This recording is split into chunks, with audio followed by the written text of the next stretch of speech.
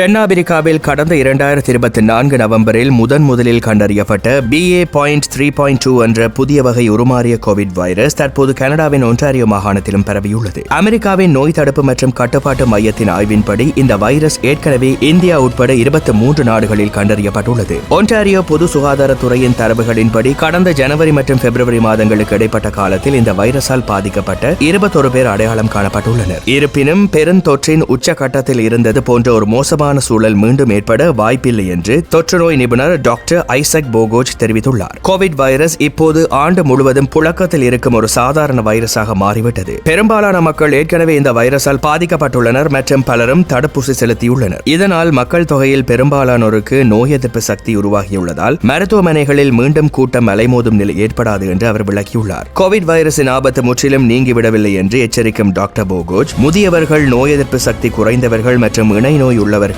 இந்த வைரஸ் இன்னும் கடுமையாக பாதிக்கக்கூடும் என்று குறிப்பிட்டுள்ளார். ஒன்டாரியோவின் அண்மைய தரவுகளின்படி மார்ச் மாத இறுதியில் 393 பேருக்கு தொற்று உறுதி செய்யப்பட்டுள்ளதுடன் 150 பேருக்கு மேற்பட்டோர் மருத்துவமனையில் அனுமதிக்கப்பட்டுள்ளனர். முன்பு மருத்துவமனைகளில் கோவிட் நோயாளிகளுக்கென பிரத்யேக வார்டுகள் இருந்தன. ஆனால் இப்போது அது தினசரி மருத்துவ சிகிச்சையின் ஒரு பகுதியாக மாறிவிட்டது என்று அவர் சுட்டிக்காட்டியுள்ளமை குறிப்பிடத்தக்கது.